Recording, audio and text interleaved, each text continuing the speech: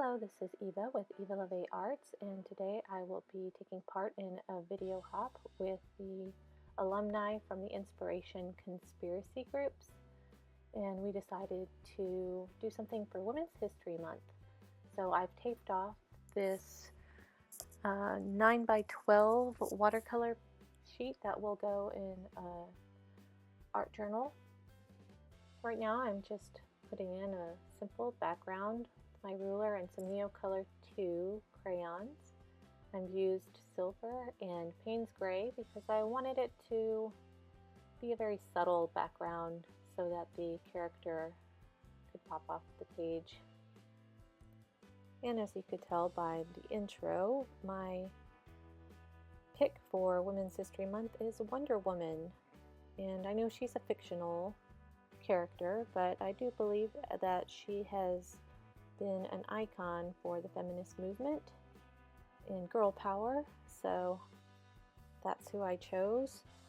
She's actually an American comic book character published by DC Comics and is a warrior princess of the Amazons, and in her homeland is known as Princess Diana of Themyscira.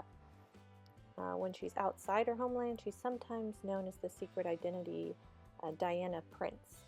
And I'll show you the image right there that I'm working off of, and I just did a search online, and she's actually coming out in a new movie. So she'll be in the Superman versus Batman movie coming out. And she's got a wide range of powers. According to Wikipedia, she has superhuman powers and superior combat and battle skills. She possesses an arsenal of weapons, including the Lasso of Truth, a pair of indestructible bracelets, a tiara which serves as a projectile, and in older stories, a range of devices based on Amazon technology. So she's a pretty tough woman. She was created by the American psychologist and writer William Moulton Marston, and she was drawn by H.G. Peter. She came out for the first time in All-Star Comics number 8 in December of 1941, and she was first cover dated on Sensation Comics number 1 in January 1942. So she's been around for quite a while. It says her depiction as a heroine fighting for justice, love, peace, and gender equality has led to Wonder Woman being widely considered a feminist icon. See, there you go. She's a tough girl. And definitely you have to be tough to be a woman. So after penciling her in, I used a micron pen to outline her, and now I'm taking some gesso to try to get an even fill for her so that I can color her in with the Neocolor IIs. In addition to the comics, the character has appeared in other media, most notably the 1975 to 1979 Wonder Woman TV series starring Linda Carter, as well as an animated series such as the Super Friends and Justice League. Let's see. Since Carter's television series studio struggled to introduce a new live-action Wonder Woman to audiences, although the character continued to feature in a variety of toys and merchandise, as well as animated adaptations of DC properties, including a direct-to-DVD animated feature. Blah, blah, blah. In 2013, Warner Brothers announced that actress Gal Gadot would portray Wonder Woman in the 2016 film Batman vs. Superman: Dawn of Justice, marking the character's feature film debut after over 70 years of history. Gadot will also star in the character's first solo live-action film, Wonder Woman, slated to be released on June 23, 2017. So, yeah, that's the image that I'm working off of is from the upcoming movie. And I am honestly not too practiced in drawing this type of character and this style, so this was definitely outside of my comfort zone and something that was new to me.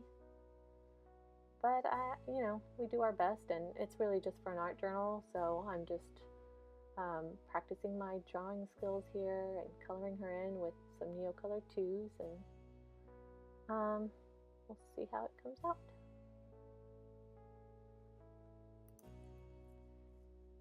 Wikipedia also goes on to say that many writers have depicted Diana in different personalities and tone, between that of a warrior, a highly compassionate and calm ambassador, and sometimes also as a naive and innocent person, depending on the writer. What has remained constant and is a mainstay of the character is her humanity, feeling compassion and giving love without discrimination. This trait has been the reason of her induction into the Star Sapphires. I'm not sure what that is, but I'm pretty sure it has to do with comic book writers stuff. I don't know. Writer Gail Simone was applauded for her portrayal of Wonder Woman during her run on the series, with comic book reviewer Dan Phillips of IGN noting that she's molded Diana into a very relatable and sympathetic character. In the Golden Age, Wonder Woman adhered to an Amazon code of helping any in need, even woman haters, and never accepted a reward for saving someone. While conversely, the modern version of the character has been shown to perform lethal and fatal actions when left with no other alternative, exemplified in the killing of Maxwell Lord in order to save Superman's life. Interesting. Let's see here. The New 52 version of the character has been portrayed to be a more young, headstrong, loving, fierce, and willful person. Brian Azzarello stated in a video interview with DC Comics that they're building a very confident, impulsive, and good-hearted character in her. He referred to her trait of feeling compassion as both her strength and weakness, which is probably true for a lot of women, isn't it? And after coloring her in, I wanted to go back and define those lines again, so you can see that I am using my Fude Ball 1.5 pen to do that.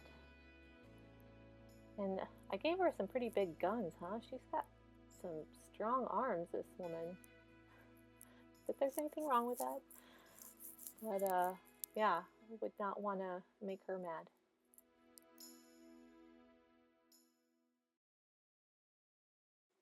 And then I decided that the background was really just too blah, so I went back in and covered up the silver with some red to kind of go along with the red in her outfit.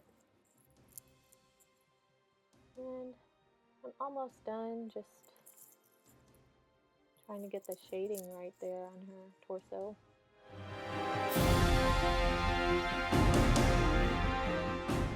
And then I had made this little die cut off of my silhouette portrait. Actually found it in the silhouette store.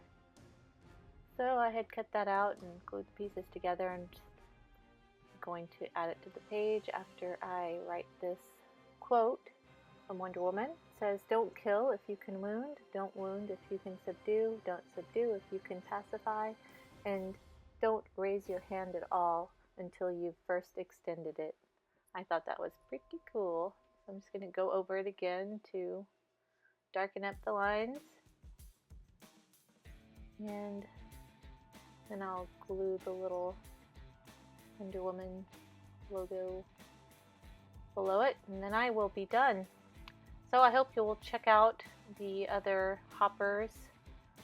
All you have to do is go down into the description box below, and the first link will take you on to the next step.